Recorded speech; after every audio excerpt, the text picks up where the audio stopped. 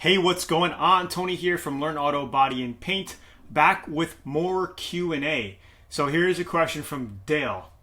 Tony, a few questions. One, I have a 6-inch DA. So guys, for watching this video, if you don't know what a DA is, it's basically called a dual action sander, which looks like this is a palm sander that'll help you shave down bodywork and sand cars and things like that. So he's saying, I have a DA with a 3/16 oscillation, meaning that it vibrates in a 3/16 size, circumference, radius, okay? Do I need a 3/32, something smaller, for finish work with 1500 to 2000?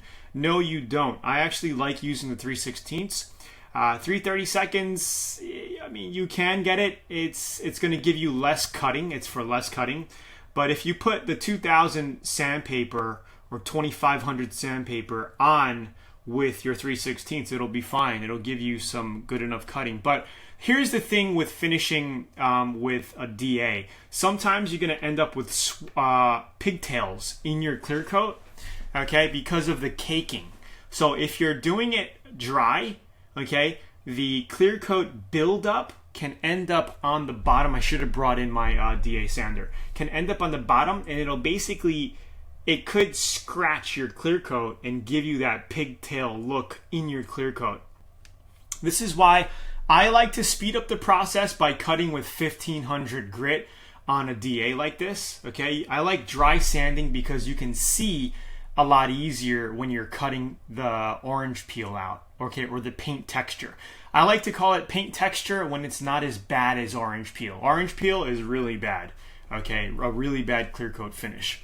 So when you're dry sanding it with 1500 grit, you'll be able to see it cut flat. Once it's flat, then I like to wash it down, okay, wet sand with 2000 grit to 2500 grit before your compound buffing with the wool pad and then finishing with the foam pad.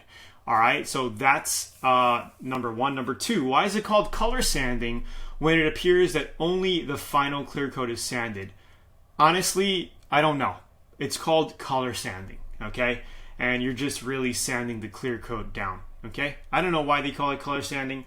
You know, who cares?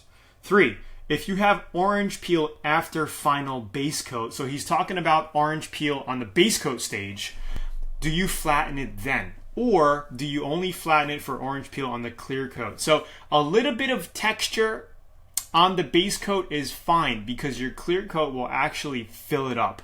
Okay, but if it looks excessive, like you're getting really dry base coat or it looks really orange peely, yeah, I would thin the paint out. I would kind of sand it, block it flat, thin the paint out a little bit, okay, and make sure it flows on. Base coat is not supposed to be orange peel. It's actually supposed to come out very flat, like a matte color, okay? The only thing that's missing is the clear coat. So you're correct. You only flatten it if it's really, really bad. If it's a little texture, not bad, you can just clear right over it. It'll fill it up and you can cut and buff your clear coat, okay? So I hope that helps. Again, it's Tony here from LearnAutoBodyAndPaint.com. Hope you like this quick little Q&A. If you want to get a free 85-page auto body booklet, again, like I said for the 1,000,000th time, click right up over here. There's going to be a little circle. Drop down is going to appear. You can click that book to download a free 85-page booklet, or in the link below in this description, there'll be a couple of links, including a transcription to this video.